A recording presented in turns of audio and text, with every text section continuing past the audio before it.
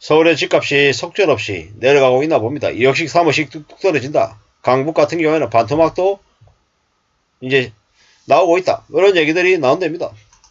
뭐 이제 집값이 그동안에 가파르게 올랐던 지역이 이제 더 빨리 이제 내려간답니다. 2017년에 준공된 성북구에 보문 파크뷰 자이 25평짜리가 6억 1,500에 팔렸답니다. 이제 8억 60까지 올랐던 게 한 달 사이에 2억 5천이 떨어졌답니다. 그래서 제가 봤을 때는 8억 6천이 가짜 가격이지 않았나. 실제로 6억이 진짜 가격이 아닌가라는 생각을 해봅니다. 근데 저 6억이 시간이 더 지나면요. 6억이 5억 되고 4억 되는 일도 우리는 목격할 것 같습니다. 뭐 같은 성북구에 정릉 풍림 아이원은 25평이 4억 5천이랍니다. 그 말이 적선 보문 파크뷰 자이가 6억, 정릉 풍림 아이원이 4억 5천, 한 1억 한 5천 정도의 차이가 나네요. 뭐 저기 있는 정릉 풍림 아이원이 뭐 2억 되고 1억 5천 되고 그러진 않겠지만 보문 파크뷰 자이는 6억에서 5억 되고 4억 대까지 내려갈 수도 있을 것 같은 생각이 들었습니다. 뭐 하월곡동에 뭐 전용 114, 뭐 40평대 같죠. 저것도 이제 11억 6천 하다가 8억 6천이 됐답니다. 뭐 더 내려가겠죠. 이런 식으로 계속 내려가고 있다는데 댓글들 보면 뭐라고 돼 있냐면 문재인 정권 기득권자들이 돈 벌어서 집값 마구 올렸다. 그리고 그 폭탄을 윤석열 경제쇼크한테 떠넘겼다라는 거죠. 지금은 계속 이제 조정받는 시기입니다.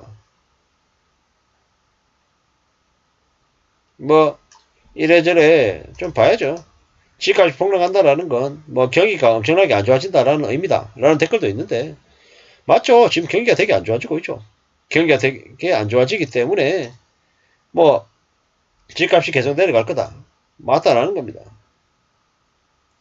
25평이 6억으로 떨어졌다. 아직도 더 비싸다라는 겁니다. 아직도.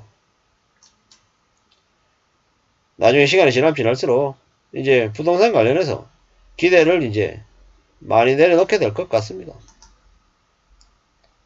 정직하게 살아야 됩니다. 정직하게. 참.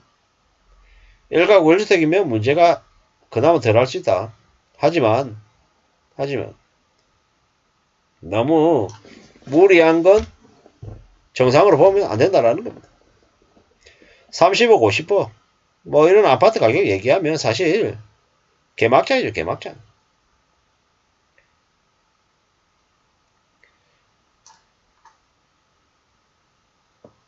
뭐 정릉 풍림 아이원이 25평이 4억 5,700에 거래됐다. 근데 2020년에 30평대가 4억이었답니다. 30평대가. 그 말인즉슨 지금도 계속 비싸다라는 겁니다. 앞으로 강남도 금매가 5억 10억이 낮아지는데 대출 많이 낀 영끌한 갭 투자한 놈들이 버틸 수 있을까? 못 버틴다라는 거죠. 2017년에서 21년까지 2배 이상 올랐죠. 앞으로요. 더 시간이 걸리겠죠. 앞으로 더 이제 생각하면서 지내야 됩니다. 집값이 여전히 높은 상태다. 부동산 가격이 더 내려가야 된다. 지금 가격에서 반토막 나도 하나도 놀랍지 않을 거다라는 겁니다. 두고 봐야죠. 지켜봐야죠. 점점 더 이제 생각해 봐야 될 것 같습니다. 지금 이제 매물만 계속 쌓이고 있고 팔리는 거 거의 없습니다. 그게 현실이라는 겁니다. 함부로 기대하고 욕심부리고 하면 안 된다라는 겁니다. 졸졸이 떨어질 거라고 한답니다. 가격이 무지하게 떨어진다. 두고 봐야죠.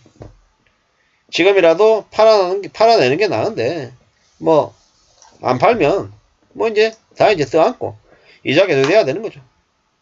영끌한 이들이 이제 대거 무너지는 거죠. 적금 부어가지고 10억짜리 집을 살 수 있냐라는 거. 없다라는 겁니다. 서울 부동산 폭락은 항상 강북부터 시작하더라. 뭐 이런 얘기도 있고요. 뭐 듣고 봐야죠. 문재인 정부 시절 두세 배 폭등시킨 게 이제 서서히 정상화되지 않겠냐라는 겁니다. 미친 아파트 정상화 과정이 지금이다라는 겁니다. 부동산 가격은 함부로 건드리지 말고 지금 그대로 내버려둬야 된다라는 의견들이 더 많네요. 그런 것 같습니다. 앞으로 우리네 삶이 더 힘들고 더 빡세진다라는 거. 그렇기 때문에 더 냉정하게 봐야 될 것 같다. 라고 생각해야 되겠습니다. 부동산 관련해서 너무 쉽게 생각하면 안 되겠다라는 겁니다. 너무 기대해서는 안 된다라는 거. 함부로 욕심부려서도 안 되겠다라는 생각이 더더욱 듭니다. 집값이 반토막이 난다. 라고 저는 생각하는 편인데요.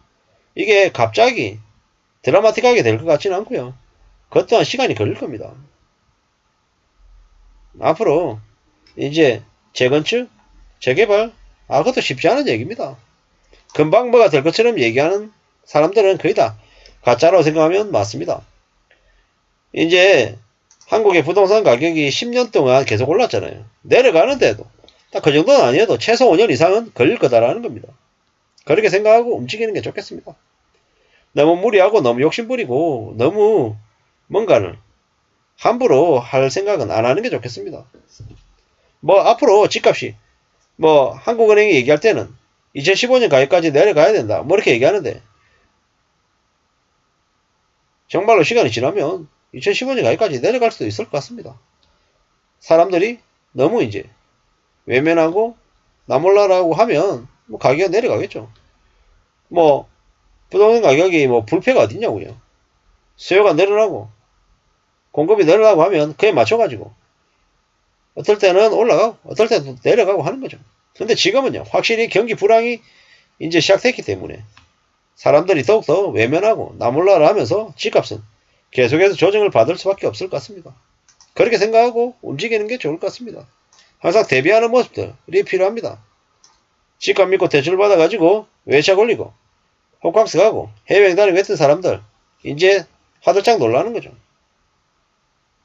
참 많이 어려운 것 같습니다. 무리하게 욕심부려서 집을 산 사람들이 대거 걸려든다라고 생각하면 맞겠습니다.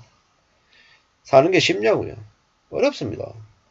쉽게 생각하는 이들이 많이 이제 무너지는 겁니다. 몰락가는 거라고 봐야죠. 조금 더 단단하게 움직여야 됩니다. 강해져야 됩니다. 정신 차리고 살아야죠. 막막하죠. 힘들고 어렵습니다. 그냥 되는 거 없습니다. 좀 더 두고 봐야죠. 좀 더 애써야죠. 그래야 됩니다. 세상 사는 게 얼마나 어려운데 쉽게 생각해서는 안 된다라는 겁니다. 너무 욕심 부리지 말자. 냉정하게 현실을 바라봐도 괜찮겠다. 라는 말씀을 좀 드리고 싶었습니다. 집값이 지금 우두두 떨어진다고 하는데 이제 시작이다. 앞으로 몇 년에 걸쳐서 더 계속해서 하락할 거다라고 생각하고 대비하면서 살아가야 될 것 같습니다. 이상입니다.